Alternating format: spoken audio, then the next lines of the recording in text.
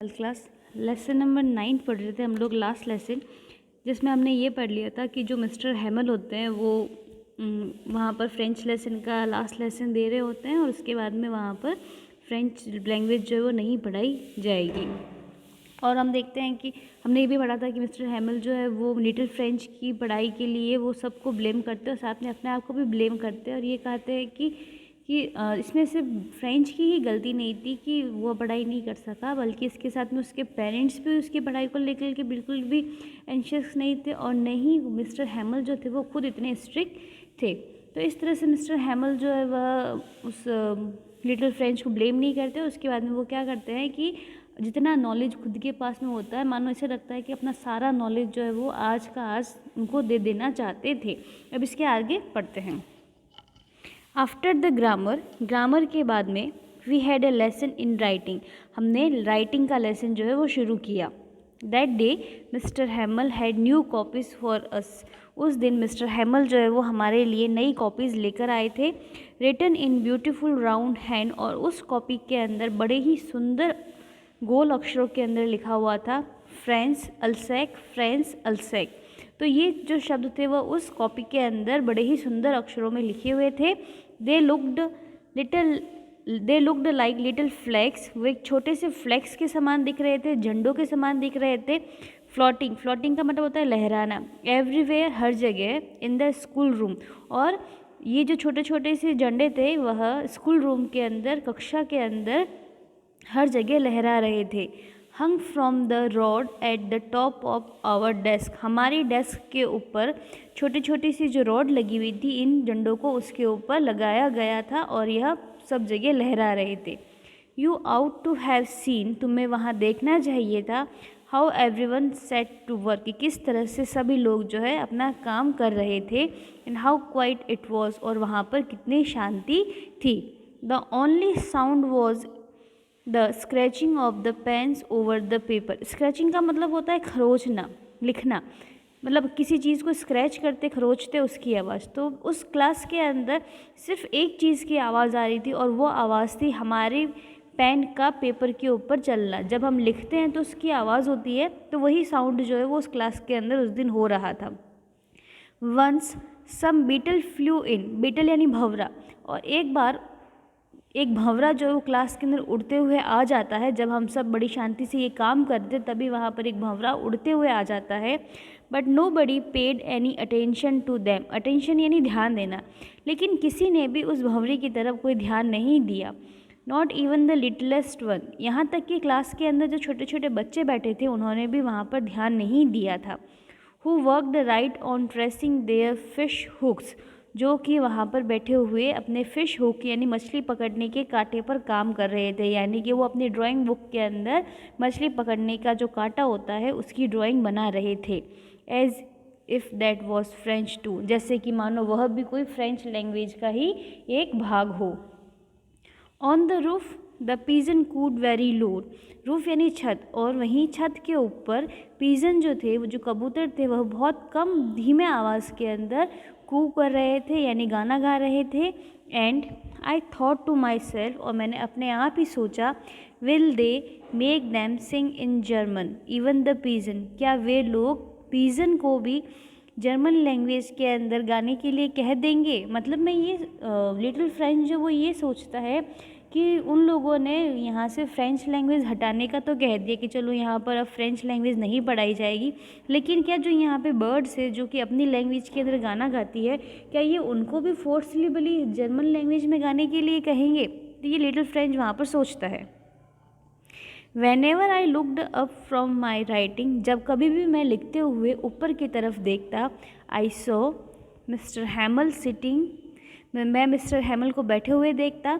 Motionless, motionless का मतलब होता है गतिहीन, यानी बिना गति के मिस्टर हैमल जो है वह इन हिज चेयर, अपनी चेयर के ऊपर बैठे रहते। एंड गेजिंग, गेजिंग का मतलब होता है घूरना, देखना। फर्स्ट वन थिंग, और मिस्टर हैमल जो है वो पहले एक चीज़ को देखते, देन एट अनदर, और फिर एक दूसरी चीज़ को देखते। As if he wanted to fix in his mind, जैसे मानो कि वह हर एक चीज़ को अपने दिमाग के अंदर फिक्स कर देना चाहते थे, यानी कि हर एक चीज़ की फ़ोटो जो है वो अपने दिमाग में फिक्स करना चाहते थे। Just how everything looked in that little school room, कि किस तरह से उस छोटे से स्कूल के छोटे से रूम के अंदर हर चीज़ जो वह कैसी दिख रही है, कहाँ पड़ी है, मानो वह हर एक चीज़ को अपने दिमाग में सेट करना चाहते थे। फैंसी, फैंसी का मतलब होता है इमेजिनेशन, कल्पना करना। ज़रा कल्पना करो, for 40 years he had been there in the same place, 40 सालों से वह एक ही जगह के ऊपर था, यानी कि मिस्टर हैमल जो है वह पिछले 40 सालों से यहाँ पर नौकरी कर रहे थे। With his garden outside the window, खिड़की से बाहर उनका बगीचा था। And his class in front of him, और उनके सामने उनकी क्लास थी। जस्ट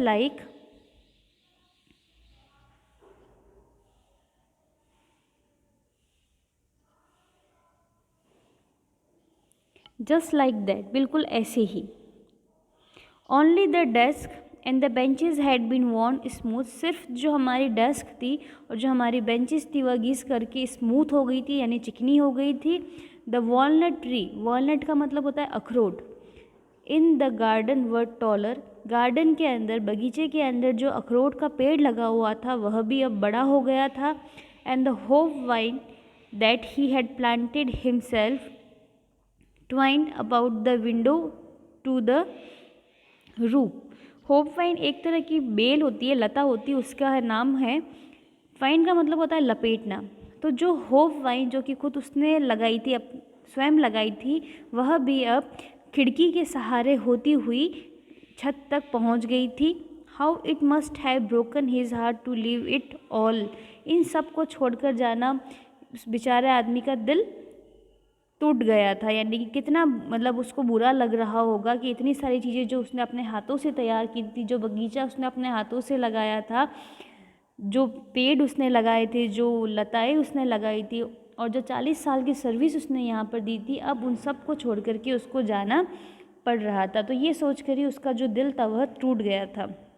पुअर मैन, बेचारा आदमी, to hear his sister moving about in the room above, above यानी ऊपर का, ऊपर के रूम के अंदर अपनी सिस्टर को मूव करते हुए, यानी कि गति करते हुए सुन रहा था।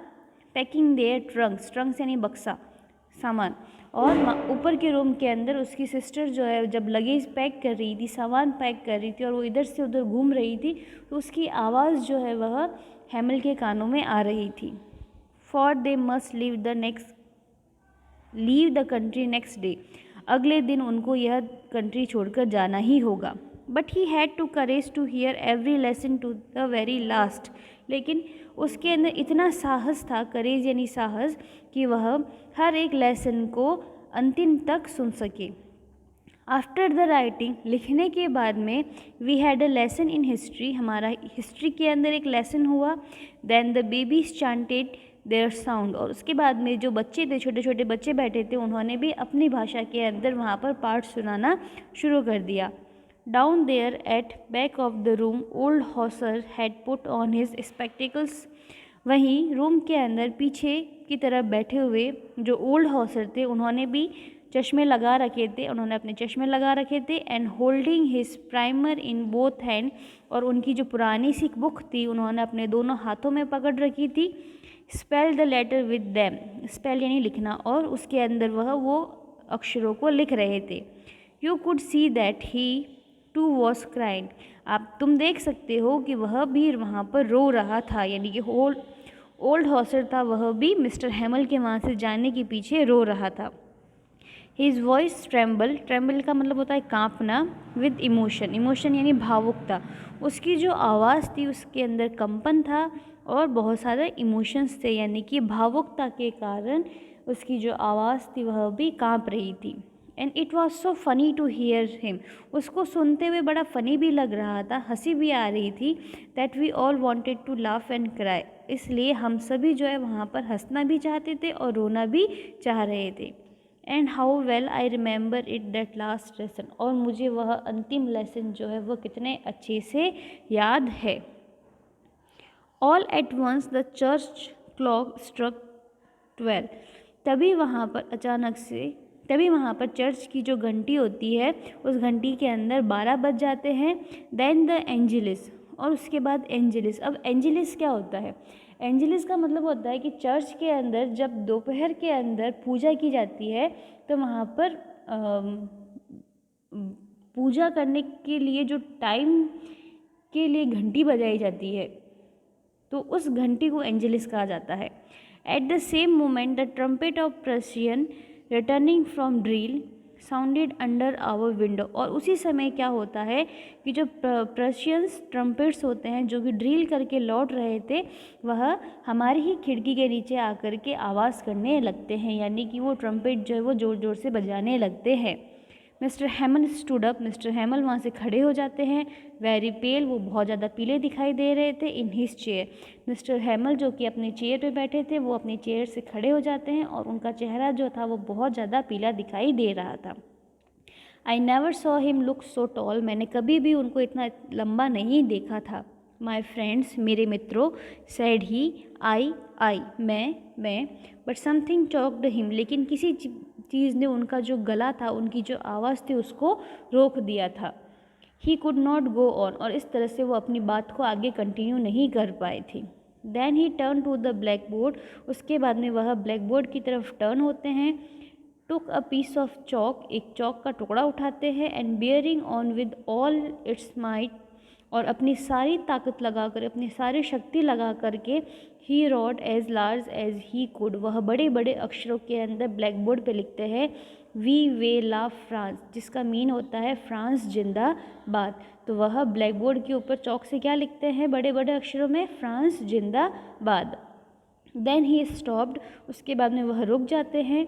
And leaned his head against the wall, lean का मतलब होता है सहारा लेना, और उसके बाद में वो अपना जो सिर होता है वह दीवार के सहारे लगा देते हैं। एंड विदाउट अ वर्ड, और बिना एक शब्द बोले हुए, he made a gesture to us with his hand, और वह अपने हाथों से हमारी तरफ एक जेस्चर करते हैं, यानी कि हमको वह अलविदा कहते हैं। School is dismissed, you may go, हमको इशारा करते हुए वो कहते हैं कि स्कूल डिसमिस होती है, अब तुम जा सकते हो। तो इस तरह से मिस्टर हैमल के बारे में बताया है कि कैसे वह लास्ट लेसन देते हुए वह इमोशनल हो जाते हैं और किस तरह से वह अपना अंतिम लेसन वहाँ देते हैं और अंत में वह क्या लिख करके वहाँ से जाते हैं। About the story, the last lesson narrate an event about the year 1870 when Prussian forces under Bismarck captured France. ये जो लास्ट लेसन है यह 1870 के अंदर 1870 की घटना के ऊपर लिखा गया है, जब जो है वह पर्शियन फोर्सेस जो है अंडर बिस्मार्क कैप्चर्ड फ्रांस, यानी कि फ्रांस के ऊपर जो है वह जर्मन के द्वारा अटैक कर लिया गया था। The new Persian rule discontinued the teaching of French, और वहाँ पर एक नया रूल आता है कि अब वहाँ पर फ्रेंच लैंग्वेज नहीं पढ़ाई जाएगी। In the school of two district, France की जो जर्मन की जो 2 डिस्ट्रिक्ट से अल्सैक और लॉरेन, वहाँ पर अब फ्रेंच लैंग्वेज नहीं पढ़ाई जाएगी, और इस तरह से ये नया रूल वहाँ पर आता है। The French teacher were asked to leave, अब फ्रेंच टीचर को वहाँ से जाना पड़ेगा। Now mister Hamel could not longer stay in his old school, और इस कारण से मिस्टर हैमल जो है वह अब अपनी पुरानी स्कूल के अंदर नहीं रुक सकते थे। Still he gave the last lesson to his student with utmost sincerity, और इसी कारण से मिस्टर हैमल जो है वो अपने बच्चों को पूरी सिंसियरिटी के साथ में अपना अंतिम लेसन देते हैं और उसके बाद में वो वहाँ से चले जाते हैं।